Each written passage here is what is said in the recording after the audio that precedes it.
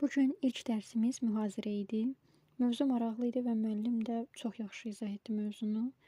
Açığı düşünürdüm ki, ilk gün biraz yorucu olacaq, amma dərs əksinə kifayət qədər maraqlı keçdi. Sadəcə bir dərs video çəkə bildim. Burada artıq dərsimiz bitib. Mən də qrup yoldaşımla dedim bir outfit çəkelim. Şanay seçilir. Bilmir ne olsun burada.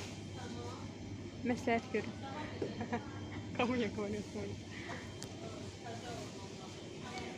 Она выбирает, но не знает, что выбрать.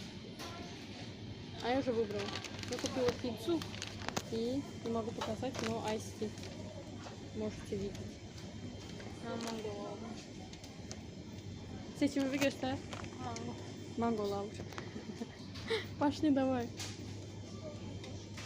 Yedirik. Kasaya yedirik.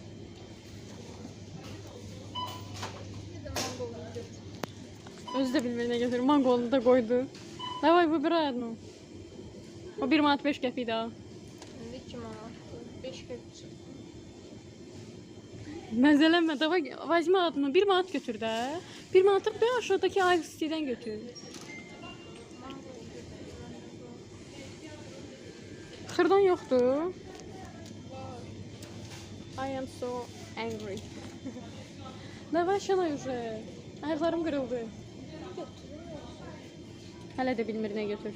Ayaqlarını seçmişdi amma yenə yerinə qoydu. Baxırıq, Şanaya baxırıq.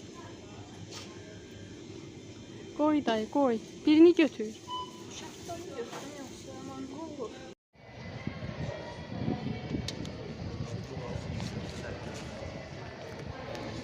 Как дела? Очень хорошо. Ну, кушай.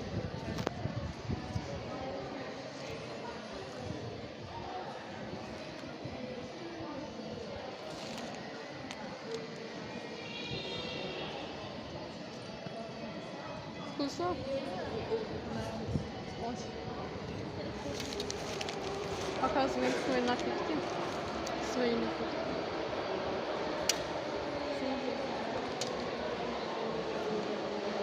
Ждем метро.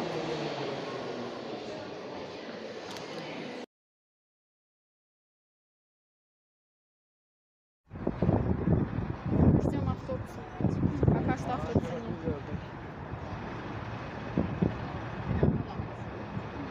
Avtobus gəldi.